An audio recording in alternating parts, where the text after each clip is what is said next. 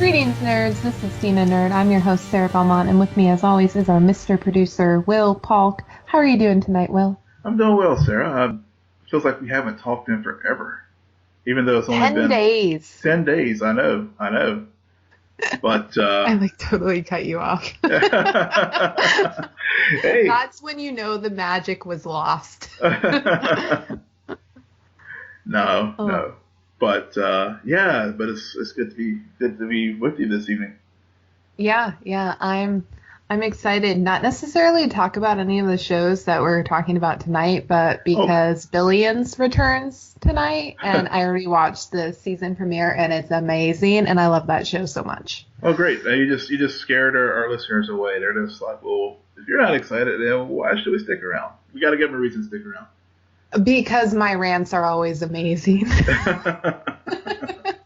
Especially if I don't like something. But, we always have to, balance me out with positivity. And sometimes, Will, you're just as negative as I am. So we had to bring in our dear friend of the show, Patricia Miller, is back. How are you doing tonight, Patricia? It's been a roller coaster of a month, and I really missed you guys, but I'm happy to be here. We're happy to have you. Be with you guys. I know it's hard. It's a hard sentiment to complete with full genuineness. It's really hard. Yeah. No, that was fully genuine. I hope you guys know. Oh man, guys, we've got some stuff to talk about because a few weeks ago, Netflix finally dropped Jessica Jones season 2. Very much anticipated season 2. And boy, did it disappoint. Oh my God, this show. Guys, I could not get through it. And I had time to watch it. And I skipped multiple episodes. This is just bad. Yeah, when you sent me a message, because I was traveling for work and stuff, and you were struggling, even before I left, you were struggling to get through it because I had to finish up season 1. I wanted to just watch it for the first time, and I love season 1, so I was really anticipating season 2, and yeah, it happened. That's all. Yeah, it happened, and I don't really know where to go from here. Granted, I didn't really watch the last few episodes, but well, I don't know, Patricia. This is a show that you and I covered back when the first season dropped on an old show that's no longer in existence, but were you as disappointed as Will and I? I probably wasn't as disappointed. I thought it was an interesting take, calming it down a little bit and getting more into the more emotional sides of things in the show, which I thought was great.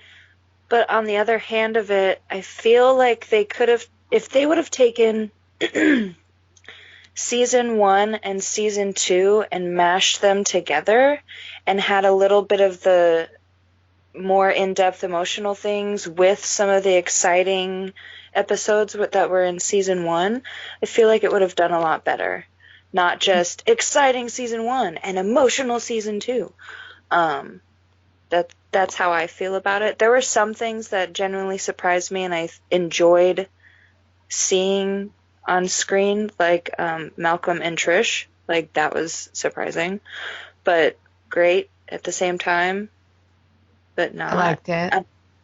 But anyway, it was interesting, and Hogarth's little journey through her experiences that she had and finding out her ailments and things like that. So it had really nice touches to it, but I think they executed them wrong, or they could have timed them better. Yeah. Oh, go ahead, sir. So. Oh no, I was gonna lead it over to you because so Patricia's in taking the stance that Hogarth's storyline worked. Will, what about your opinion? Did I really? I don't know. You're like it was interesting to find out that she was sick, because people get sick. No, I did. I mean, I think, of course, as with everything in this season, they could have done it better. But yes, I did enjoy it. So, you're correct. Yeah, well, I will say that for me, the series season 2, it was a hard slog. Those first 6 episodes for me. I mean, I really was just trying to get through them.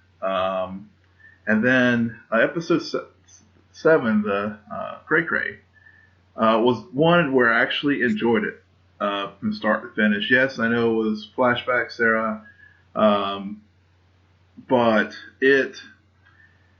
to me that one had to me some of the most energy for this season, because I mean prior to that it was, and we talked about this some as we were working through the episodes, and I messaged it. It was just rage, and it just, things just felt repetitive as to me, and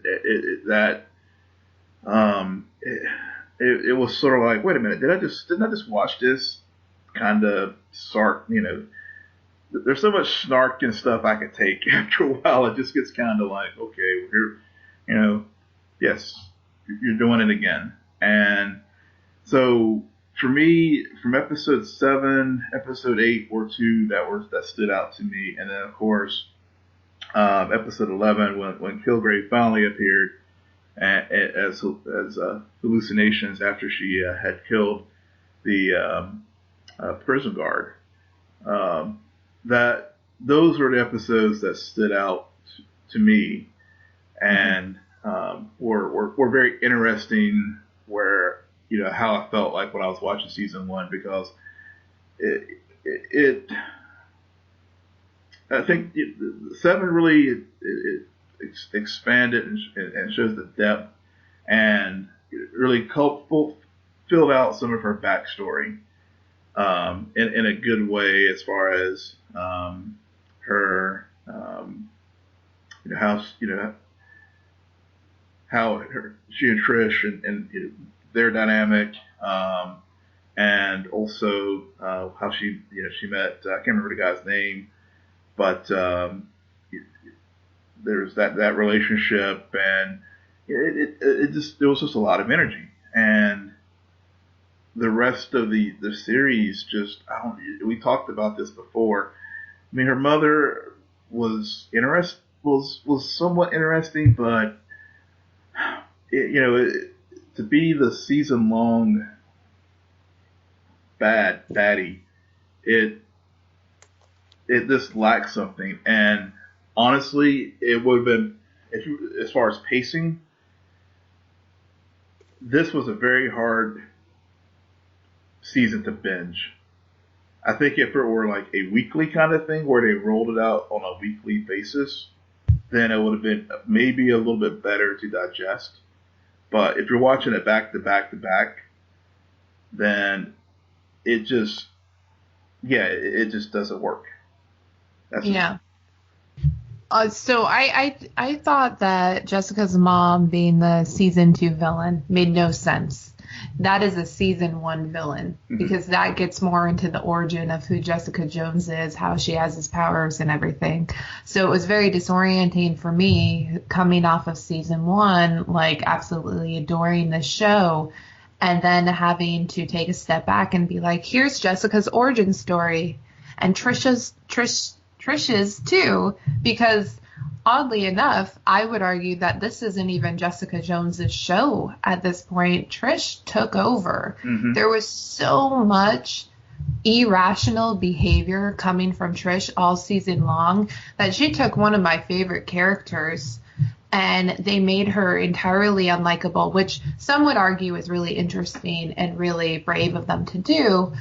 But I just didn't feel like it worked. I felt like it made it didn't make her complex or dynamic. It actually minimized a lot of herself. It made her just be seen as a very stereotypical, selfish little girl who's trying to act all tough in the big world. And she ultimately gets what she wants. Like, at no disregard for anyone around her or the manipulation that occurs, she does eventually get the powers that she desires. But it's just sad because it's not how anybody should. And I don't know where they're going to take it from there, or if you can really look to her as a hero, knowing how she went about this in so the wrong way.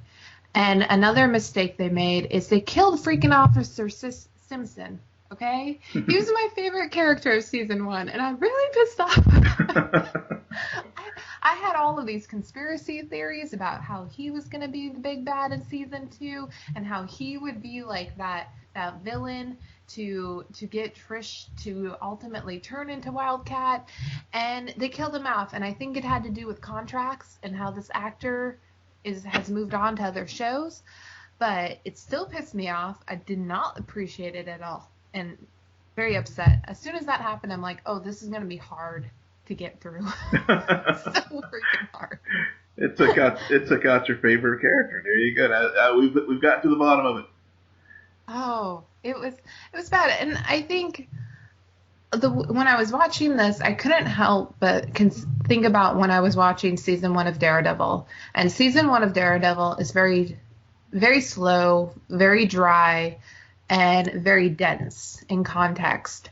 And you ultimately don't really start to get engaged in the universe that they're building until episode 8 or episode 10. So it takes a while to get there. And then they come out with season 2 Daredevil, and they bring out these characters that we're aware exist in this universe, but they've already set it up and they're just adding them. So they add all of these layers, and you really start to address the issues of identity as a hero in context to these other hero, quote unquote, characters. Mm-hmm. Jessica Jones did the exact opposite, where her first season, they included Luke Cage. And then in season 2, no other characters appeared. And you're just like, we've already seen her on Defenders. She was a freaking highlight of that show. So why not add more characters to her season? Like, why make it so personal? It felt so backwards to me. Like, I couldn't get over it. Yeah.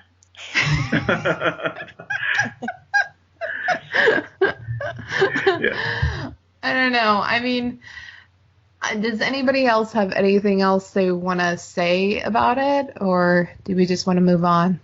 I mean,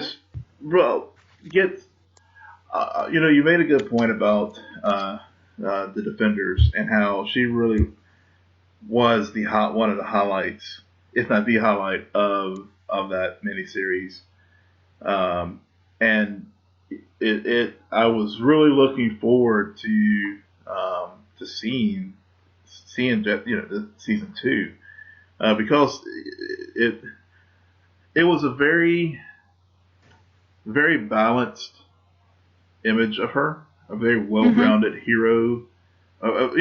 All her personality, all her abilities, everything just really worked well in the Defenders. And I think you made a very good point that it would have been nice to have another character from that universe show up to sort of balance things out. Because I think what works with these superhero shows just in general is, I mean, the hero does need to have someone who's like them, or another buddy or another teammate or someone to be there to play off of. Mm-hmm. And here in this season, you're right, Trish really wasn't that. I mean, in some regards, you're right. I mean, she sort of overshadowed Jessica's story in this season. I know you're with Hogarth. I know Patricia, I know you really, really liked that subplot. That one to me was something that I honestly, by the end of the series, I was fast forwarding through that, because when I mean that it just to me that was just a drag on the pacing. I mean, it was things are moving along, and then we go back to this, and her trying to, she got robbed, and she's trying to hunt these people down, and it just, I mean, it already took a show that had already had some pacing issues and just made it even slower. So I'm hoping that this was, and I know there are some folks out there who really liked this season. So I guess it just depends on what lens you're looking at it through, and how vested you are in the characters. But I mean, I'm hoping that the Marvel Netflix verse is not running out of steam, because in many ways the Defenders also had this great sense of enthusiasm that people were looking forward to it coming on, and we were left with feeling like it was really incomplete. And I feel like season 2 of Jessica Jones has felt just very incomplete after such a marvelous season 1. And this happens. I mean, another show we talk about pretty frequently is The Flash on this show, and how that season 1 was just so awesome, and it's very hard to get to that same level of creative excellence over the course of a season. So maybe, if I'm sure there'll be a Jessica Jones season 3. Hopefully they'll pick up that Catch Lightning in the Bottle again, and make a very engaging program. But this one was, at least for me, it was good. Would I recommend it? I would tell someone, yeah, you could watch it, but I wouldn't binge it, because if you do, you're just going to just end up looking at yourself, why did I just burn 13 hours over the course of whatever, doing this, trying to just power through it. I would spread it out, and maybe give time to digest all what was going on in the show, and maybe that would make it work better. Patricia. Yeah. So I feel like overall the season has good information in it for people that are fans of the Marvel or Jessica Jones in specificity, if that's even a word. I really enjoyed, you're right, Jessica sort of felt like her main story sort of fell to the wayside, and they tried to bring it to the front, but it didn't really work. Like, I was more interested in Malcolm and Trish's sort of interactions, and I was more interested in the tenants, the guy that Jessica was like into. Like, I was more interested in his backstory than especially after learning hate sex. Yeah. Yeah. That's exactly right, Sarah. That's what I was. I paid attention to like some of the scenes. I think they did an okay job, and for people that enjoy more dramatic, more emotional television shows in general, they would enjoy this more. Like, they pushed out a lot of the supernatural.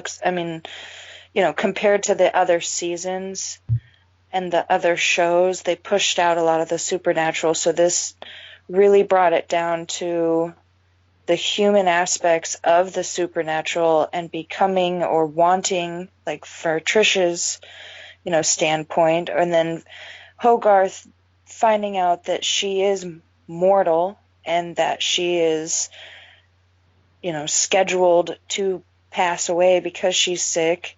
Malcolm dealing with his drug addiction, which turns into a Tinder type addiction. There's all these different awesome little sub-themes that are going on, but I don't think they executed them in a very good way.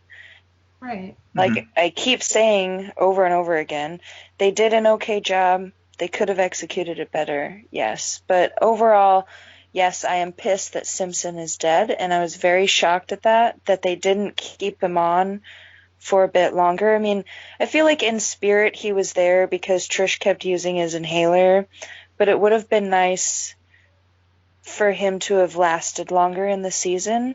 And I kept thinking throughout the rest of the season, like, oh, he's going to show back up and be, I don't know, whatever. Okay. You were talking about how you thought that because of the subtext of a lot of the themes in this season and all of those emotional and very poignant, well, not poignant, but all of that emotional context that these characters were given and very much put on their separate storylines throughout the entire season, even though the big bad kind of made everybody work together in a strange way. But you said that if people like dramatic television that is very character based, essentially, they would appreciate this show, and I tend to disagree with that. Okay. Because it goes back to what you were saying about how it was just okay. You can see what they were going for. You can see everything that they were trying to do. And I think that they wanted to execute a very small season and a very character-based study, but that's not this show. I'm sorry. It's a comic book show. It does not do that. And you can't fit a round peg in a square hole. Like, it's just not going to work that way. And I think one of the mistakes and one of the reasons why everything just fell flat is because they took out all of those magical elements, all of those supernatural elements, and it made it feel very bland, and it made it feel like just another show that people would watch with very upset individuals. Very man, there's a term for it, but I'm blanking on it. But so I agree, but I just disagreed about that one thing you said in regards to people who like dramatic television would like this, because like I said, I just watched Billions. I don't understand half of the stuff that's going on that show, but I absolutely love that show because I love the humanity in those characters and how flawed individuals that they are. Yeah, but I'll take to pick up on your point about flawed individuals and humanity. So, I mean, I think Patricia is trying to make that point that there was humanity in this this season. I think they're trying to draw that out from the meta-human show. We have a character as a meta, but they were really trying to make it a character study of, I guess, she's always had this feeling of loss and not knowing who her, losing her family, and she finally finds her mother and finds that her mother is this very flawed individual that she could have herself gone with all the experiments that were done to her, and she has those rage issues and stuff, but yet she's able to still control it, whereas her mother really can't. So I see where they were trying to explore those areas, but again, there was just some like bit that just didn't quite hit the right note and carrying it through, and it maybe would have been better. Maybe not as a whole season-long arc, but a part of the season. Because I really felt from episodes, the back half of the season 2 was more enjoyable for me than the front end. So So I think it did get better in that regard. I hated the way it ended. Quite frankly, I just thought that was just a very cheap way um, of ending it, and the the unresolved nature. I don't know if unresolved is the right word, but just the place they left Trish and Jessica because of Trish's actions with Jessica's mother. I don't know. I see where they were trying to go with it. It just all fell flat. Yeah. No, I think the reason why I use the word dramatic is because of Trish's reactions and Hogarth's reactions to things. I guess I just, like, going back to what you said about Trish being childish and getting the things that she wanted anyways, and it was sort of like the wrong way to get what she wanted, and she still got what she wanted. So I just kept thinking about that Cray Cray episode and how ridiculous that song was, honestly. So I thought that was a bit dramatic, and how she was, deep into drugs and, that kind of dramatic is what I meant. Right. But yes, right.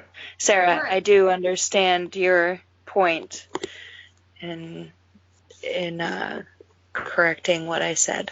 No, I'm not here to correct or anything, and I get that they're flawed characters. I'm just trying to more analyze why we keep referring to it as an okay season, or I see what they were doing, but it didn't work. Well, why didn't it work? And I think part of why it didn't work is because they didn't have the script, the story fleshed out that would really allow that the grief that Jessica's going through, the powerlessness that Trisha feels, the mortality and coming to terms with how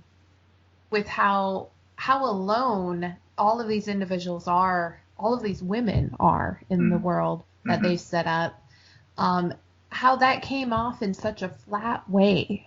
And I think I really do believe it's part of them removing a lot of the more fantastical elements that you could do in this type of universe that they've set up and made it work. And season one, it was the subtext was clear because they were talking a lot about consent. They were talking about rape. They were talking about a lot of feminist issues that were currently going on and still are going on today. And in this season, it felt like they took all of that away. And watching it, I thought that some of the angles in terms of what they were doing with the camera was film noir still, but it didn't have that richness that I felt in season one that was very distinctly, this is a film noir-esque or a neo-noir show that we haven't done before in terms of a superhero setting.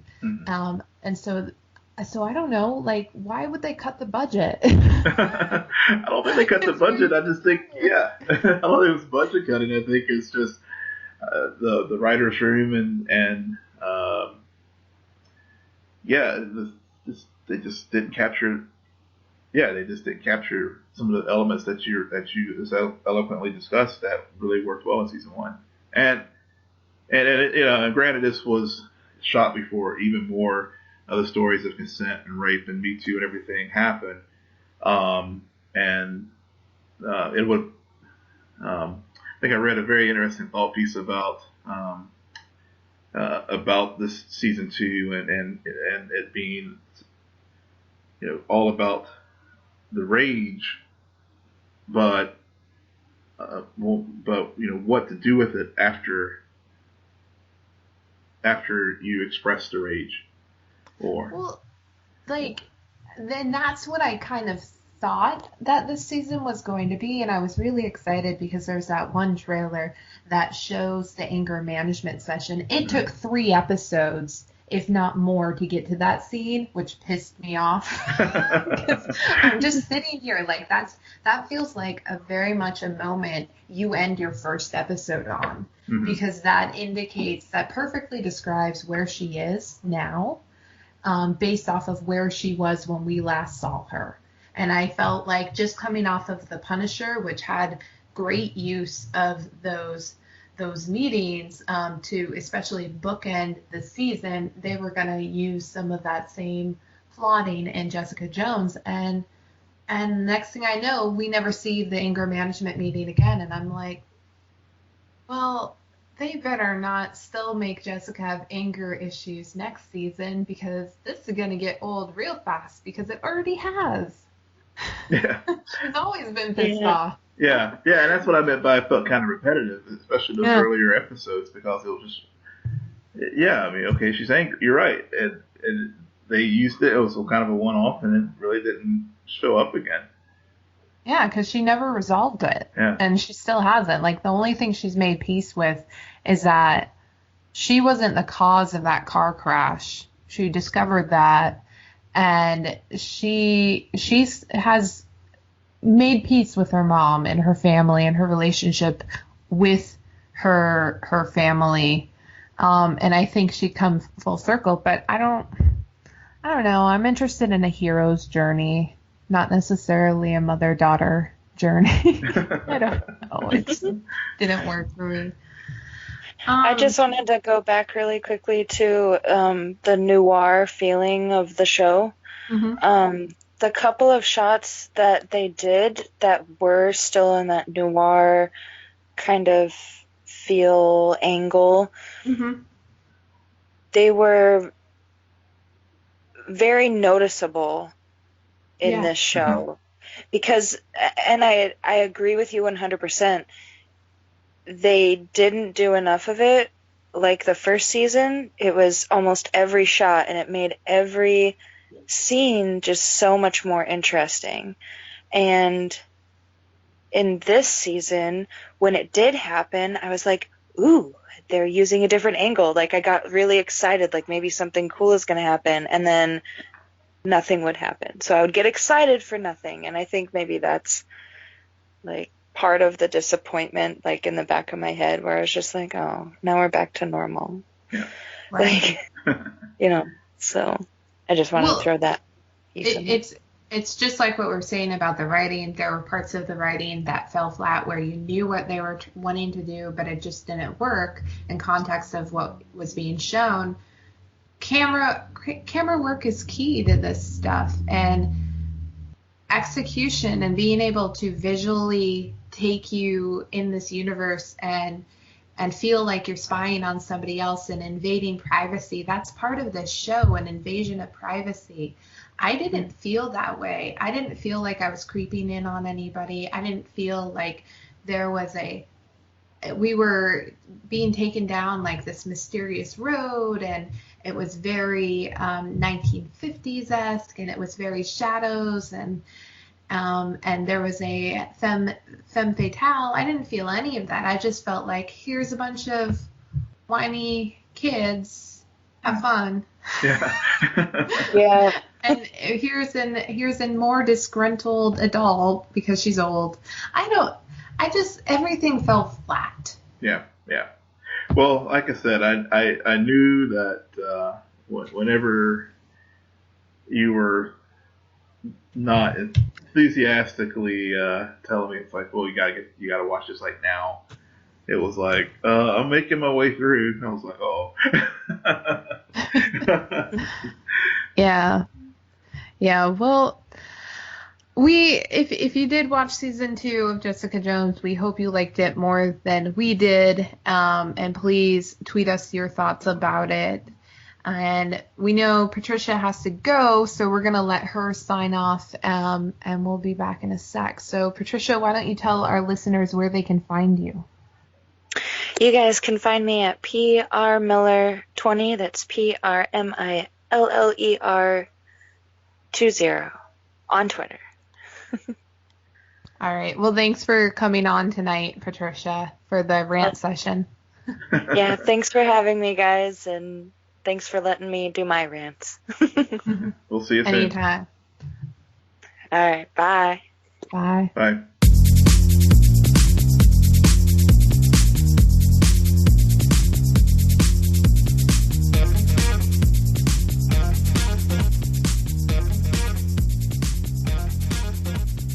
All right. Well, so since Patricia has left us, we are left to talk about Krypton and Black Lightning all on our own. I think we can do this. I think we can. So let's start off with the new Superman show.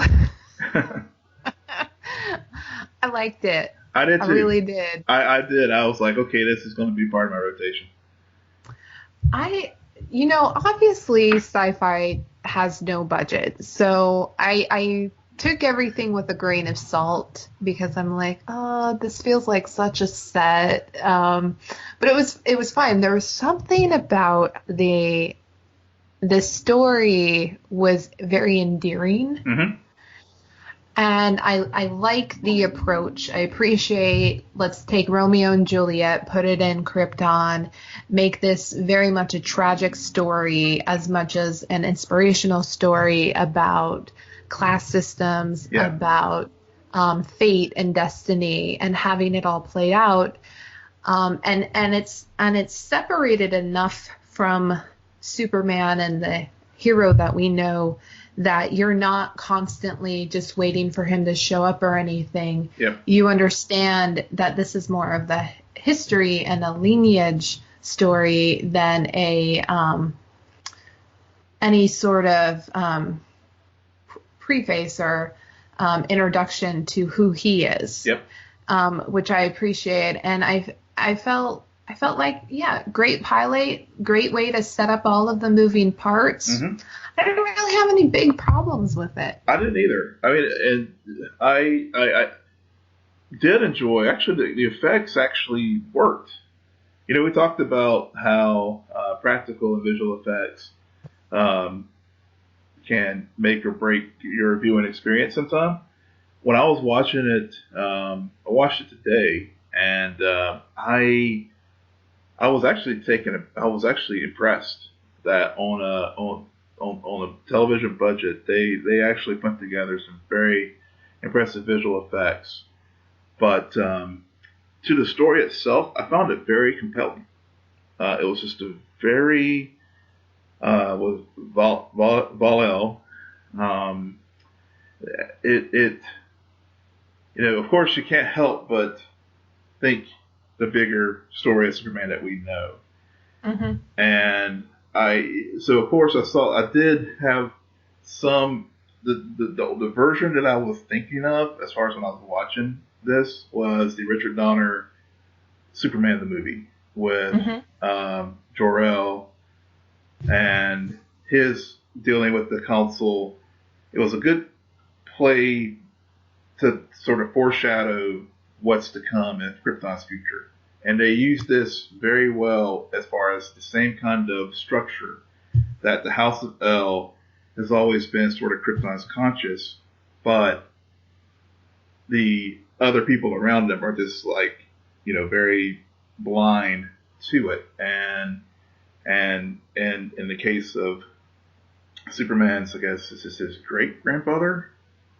Yeah, great grandfather. Yeah, and it with that backdrop, and seeing how his situation was convicted of treason, and to your point of the classism and stripped of titles and lands and nobility and the Krypton political system, that was a very strong start for me, because I was like, okay, I want to see where this goes, and I want to see where this series goes.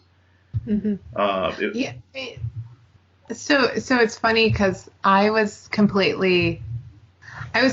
of thinking different. Mm-hmm. My reference point was more along the lines of Man of Steel. Mm-hmm. Yeah, and of course it makes sense. I mean, David Goyer, who was behind that. Yep. Yeah, because the guy who basically sends Sage's is it Sage or Sag? I think it's the Sag. son is Sag. Sag. Sag. Yeah. Sag. Yeah. So the guy who who basically sends Seg's grandfather, kills him. Mm-hmm. He looked so much like Russell Crowe that the entire time I'm just like, they did this on purpose. Yeah. This is planned. Yeah. This just is bothering me so much because it's so much like him. And all of the stuff with the babies reminded me about what they were setting up in Man of Steel during that little opening sequence where you found out the reasons why they sent him to Earth and everything. Right. And that all made sense. And then Zod's part of the military faction, and there's been an uprising and all of that. It very much felt like a Man of Steel.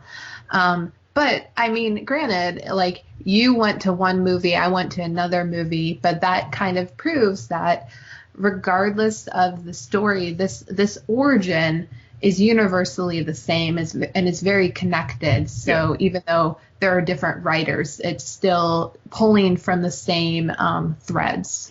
And I think that's what makes this show work, because different generation of Superman fans can draw points to it. Because you're right, there were some moments that did draw on Man of Steel and seeing that universe of Krypton, and this version as well. So yeah, I mean, I think that was one of the strong things about this pilot. It is the very fact that no matter what version of Superman you're familiar with, whether it's Christopher Reeve or Henry Cavill, they did a very solid job of making sure that they captured those fans. I also, and like to that point, it just proves why specifically taking not only the House of El, but also the House of Zod, and making that really the Romeo and Juliet story point to get you through at least the first season makes so much sense. Because then if they managed to pull that off, which we don't know, because honestly those two characters didn't have much screen time together to really prove chemistry. Right. But if it really does exist and occurs, that'll add so much more future context for any time you see Zod interact with Clark in the future. Like, you're just in your mind going back like, now I know your history. And these two families should love each other.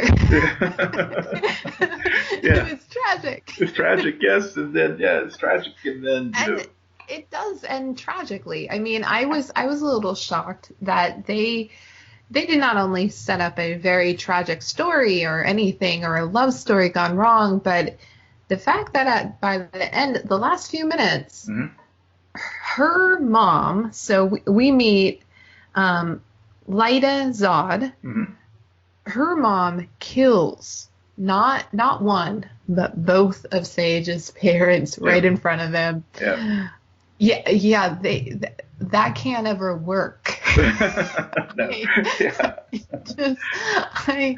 I really don't know what Lyta's gonna do, because I mean, I get her obsession with him, but she knows, like, there are some things like your parents can keep you, if your parents really want to separate you from someone, kill their parents. Kill their parents, that'll do it. Done. Totally. Game over. And I mean, it was one of those things where while I was watching it, I was like, okay, you kind of know what's going to happen there, but they carried it off well. That Segal's parents were going to get off there, and it was a necessary thing to happen. Like you said, one, to build up that tension and that conflict, but also to free Seg to be able to fully explore his grandfather's history, and basically free him to carry the L line forward. Right. And, I'm going to take that one step further. it makes Sage almost like how we're accustomed to getting to know Superman. Mhm. Like whenever he's introduced, like he's an alien from another planet. Yeah. Well, Sage is still on the planet, his home planet, but Right. he's nameless. He's without guild. He's without family. He's Mhm. alone in the world. Mhm. And so I think it was critical to try to build that family unit that is so strong, and then piece by piece, deliberately throughout the pilot, you strip it all away. Mhm. So by the end of the episode, he's left standing very much how we're accustomed to being introduced to Superman. Yep. Yeah. Yeah. Agreed. And yeah, and Adam Strange, I didn't honestly do any research about him, but I will say one thing. I'm very happy for the actor Yeah. because as Will, you're aware about this. I know anyone who's ever appeared on Vampire Diaries, and he was on season 5. That's Thank right. you very much. You're.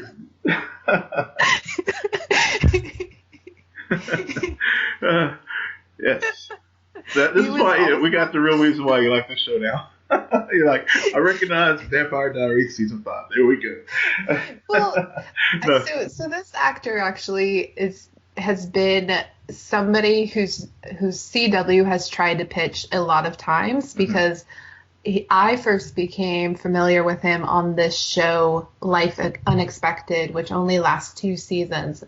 And he came on board in season 2, and then a few years later he was on Vampire Diaries because that show got canceled. Right. Yeah, but I don't know his name. I can't. I don't know his name either. We should. So he'll probably never join us on the podcast because we don't know who he is. But, I know who he is. I just don't know his name. yeah. We know who he is, but we don't. Yeah, but Adam Strange. He's a little bit I do know of him. He is, and I just quickly looked up a little bit about him today. He's an archaeologist, and he was ended up on this planet called Rant, and he was given a space. If you've ever seen pictures of him, he's always wearing like a spacesuit, like the old 60s kind of with the funky little helmet and his red costume. I think he later got. I think from what I've read, he later got meta abilities from the planet that he was transported to. But I don't, apparently he has a pretty rich history in the DC universe, in particular the Superman stories. But so I've heard the name over years, but he was never one of those characters that I really spent much time learning about, other than once I learned he was going to be on Krypton. Yeah. But isn't that like the beauty of doing shows like this? Mm-hmm. Because you do take your flagship hero and you expand upon them, but it also gives you such an opportunity to introduce characters who nobody's familiar with. And if they work, suddenly people love them. I mean, I think about how I got a weird tweet a few weeks ago. Like somebody asked me if Arrow is a spinoff of Smallville, and it's like I can see how you could make that leap. It's not, but part of the reason why they did an Arrow TV show is because Justin Hartley appeared on Smallville as Oliver Queen and drew so much fan love for that character that they did decide, like, well, we're going to put these other characters on hold and see if Oliver Queen can stand on his own, and look at where we are. Yep. Yeah. But, and it just goes back to what we were talking about, just Jessica Jones, a missed opportunity to add more characters and really expand a universe. Mm-hmm. So I'm also glad that they did not, Adam Strange was around, but he did not draw focus away from them setting up this other story that is the main premise of the show. Right. Yeah, and you're right. He was around. We got the MacGuffin as far as like, okay, you gotta, your job here is to make sure that your great grandson it comes into existence, so my planet can be saved. But but again, they really make it a very good and conscious effort to like, yes, this is a Superman universe, but you're not going to see Kal-El showing up on the show, right? Other than his cape. Right. And I also love that line.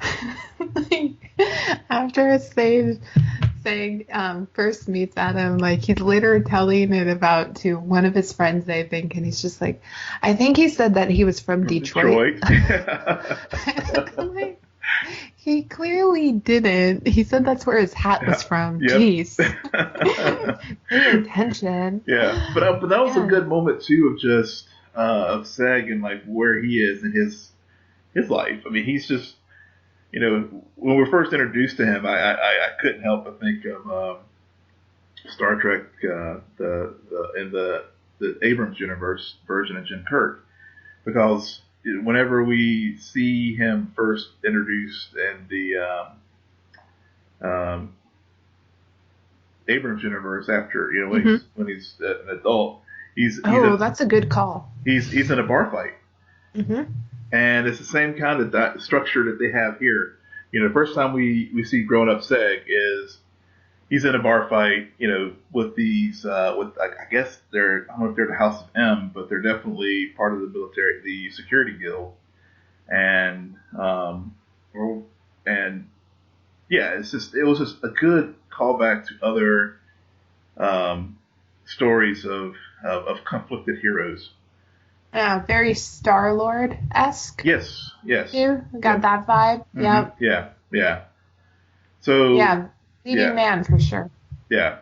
So good hat tips to a lot of other recent shows and movies in the genre that that they took and made it a part of this series. And Syfy Channel has had some success with some of their shows. I mean, when you think about The Expanse, I mean, it's going on to its third season.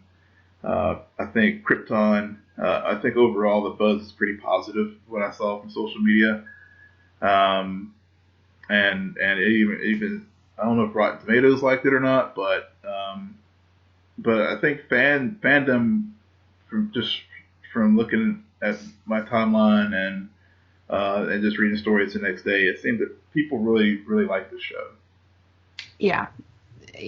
I really liked the pilot. I thought it was a strong pilot. I'm curious about the rest of the season. There's plenty of time for them to screw this up. Yeah. I always have to remind myself that. I like what they did with Brainiac. It's clearly the big bad. What I don't know about is, are they doing this MacGuffin for the first season, or they could technically pull this off for a while, but I don't know how lame that would become.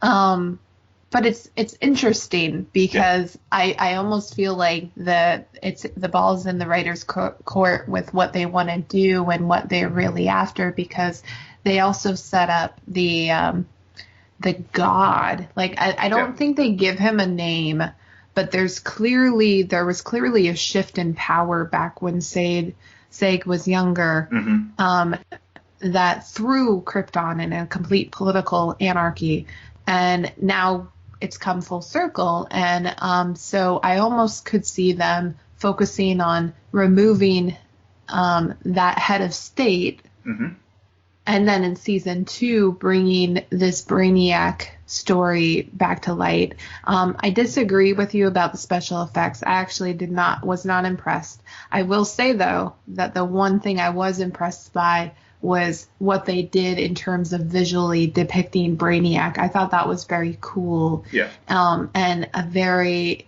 fascinating viewpoint and something I would never think of. So I thought that was done really well. Fair point. Yeah. Let's move on to Black Lightning, episode 8. Yes, the book of Little Black Lies. Oh, the Little Black Lies. Yes. I I liked this episode. I did too. It did not end like I felt like in an odd way it started off really strong. I understood exactly what was going on for a change. The characters were making sense. I really liked the reactions to the revelations that have occurred. I really liked how they paralleled Jefferson and Gamby's falling out with Jennifer realizing that her family has been lying to her and who she is and what choices she has to make now that she's aware about these abilities that she has. And I thought all of the lies of omission played out really well. Yeah. It was odd for me though, because the episode ends in a very like, and we're done. Kind of way. Well, we're done, but we're also we see these these other metas in Friedland, in those tanks. Yeah, but it's still see in a way. The way it ended makes you think that it was a filler episode, but I didn't feel like it was a filler episode until it ended. Yeah. Because I was caught up in everything that was going on, and I guess I'm just spoiled because of how many episodes had ended in death or a big action sequence or like a big revelation. Yeah. And but instead we just get a face to black. They're just watching the movie. Yeah.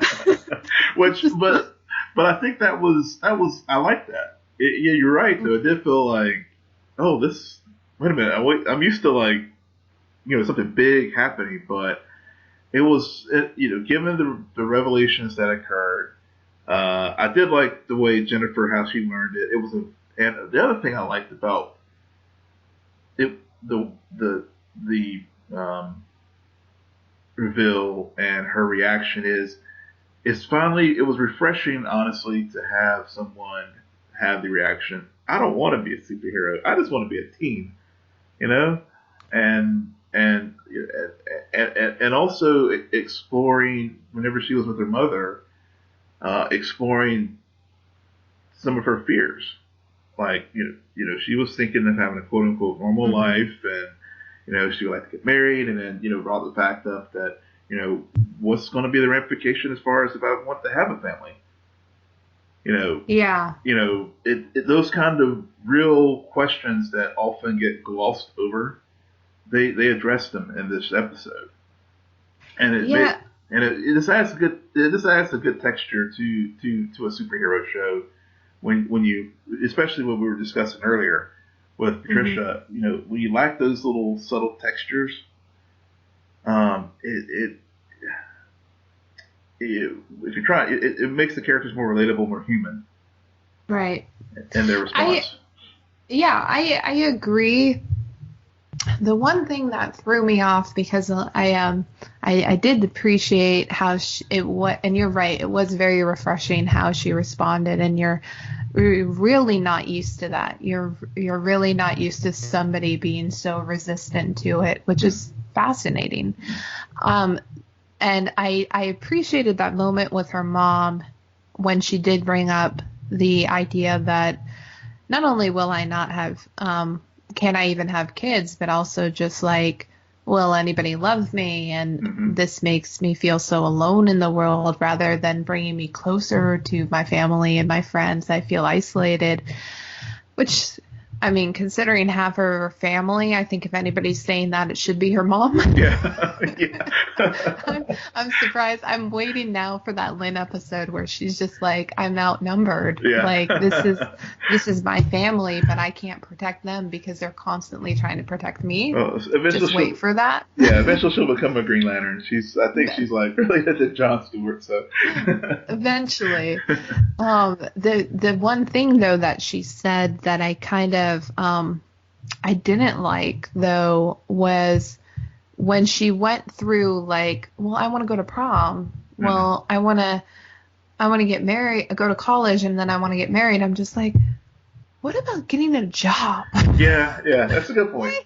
Why did he just jump there? Like, I understand that I don't know. I felt like there was something so old school about how all of the important, very superficial, all of the points she highlighted that I didn't appreciate and I didn't like, because I'm just like, because then you jump a few scenes later and you see that interaction and that idea that, like, what if I don't have kids? And I'm not going to get into this too much, but I've encountered that kind of a question for myself, and that response and that reaction to that idea felt very authentic to me, and very, very much like how it does play off for any woman questioning that. Yeah. It's funny, just to get off the show. Yeah, I was on a panel this past week with someone who is a young woman and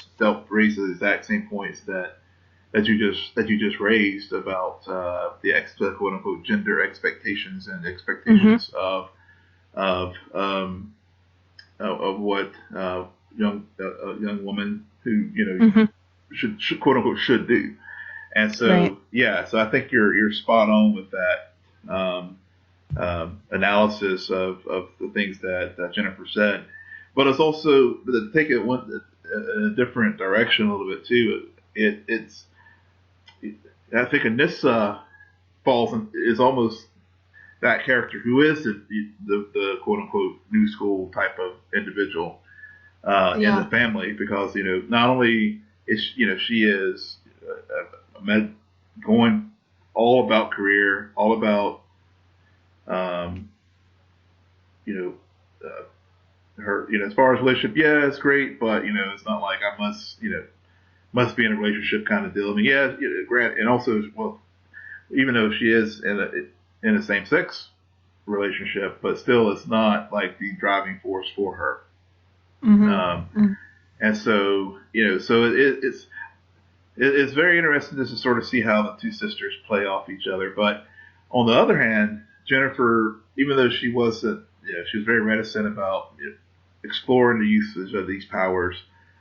She was, in some regard, happy for her sister, because then she's tracking them on like social media, and they were, a lot of times in these, they break the fourth wall, and and I wonder if they're doing that with whenever she was saying, remember the Twitter follows, and the social media follows of Anissa versus Jefferson. I've been meaning to like check and see if they were like tracking what happens in the real world with that.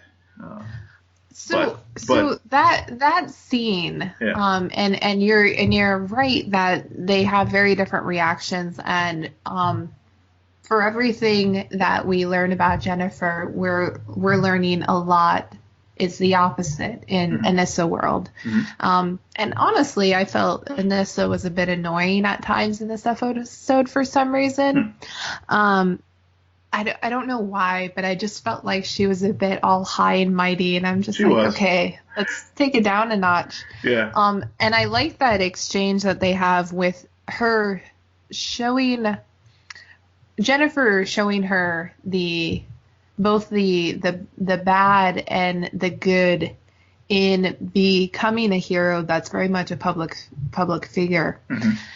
Anissa's reaction, though, makes me think that as much as Anissa wants to say, I'm doing this to help people, she got very offended to the point where I'm questioning, like, is she also doing this because she likes the recognition? She does. And she to the point that's very much like maybe it's not 100% in the right place.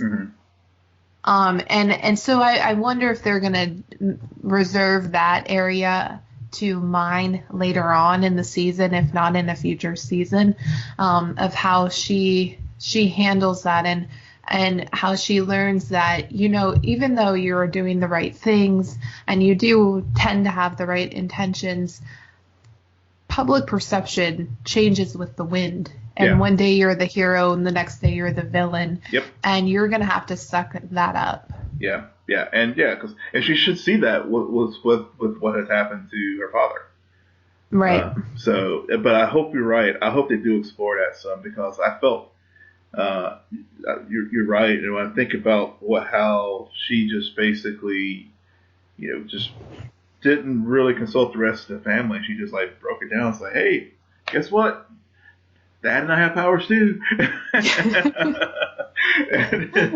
it was just like, that moment when Jefferson and Land are standing there at the steps and having that discussion with Anissa, like, that wasn't your decision to make. You should, it was, again, I think that is one of the reasons why I think this show resonates with me in particular. Is just some of the dynamics that happen. It's just, with comparison to the other superhero shows on there. I mean, sometimes we'll get those kind of things with Joe West and Iris and Barry in early seasons of The Flash, which is, a lot of that has gone to the wayside here lately. But I'm glad we see it here with Black Lightning and that family unit. Even though they're divorced, but they still have that bond. Right. And they explore what the reasons why they got divorced, and now the next generation of the Pierces are dealing with coming into powers and how they're all going to have to learn how to make it all work. It's just very good storytelling, and it makes for a very, very fun show to watch. So probably the biggest moment for why I didn't like Anissa that much in this episode had to do with her scene with Gamby.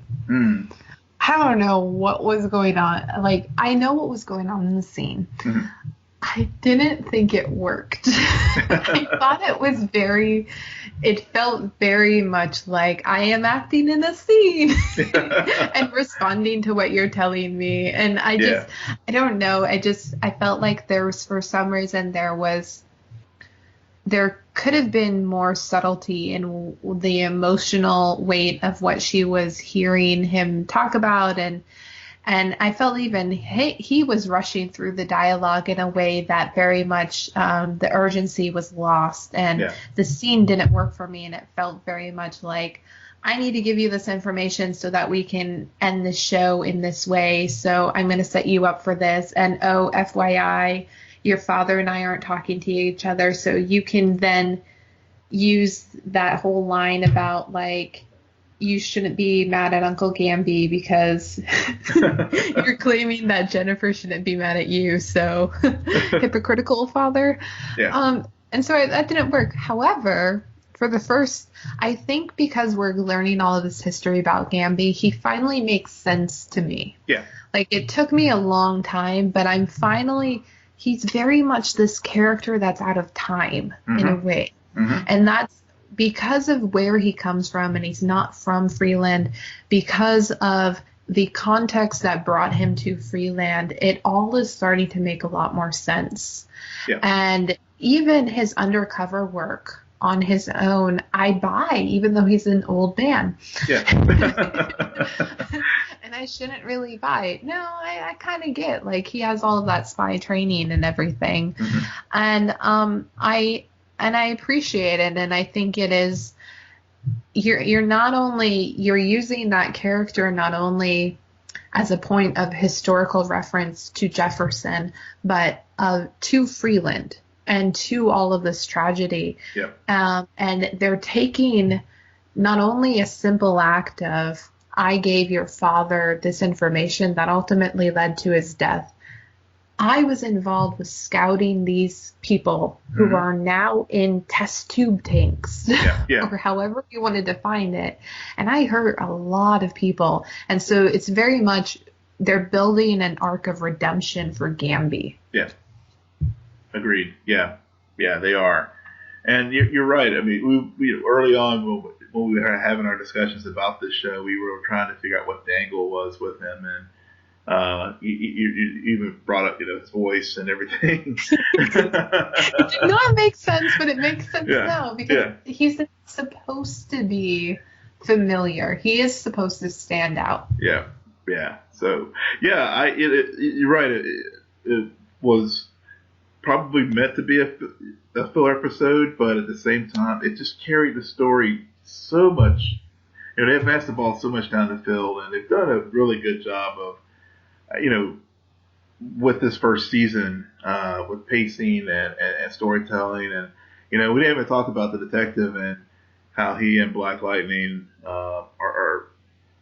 are working together to expose the corruption within the Freeland Police Department. I mean, there was just so many other little small story plot points that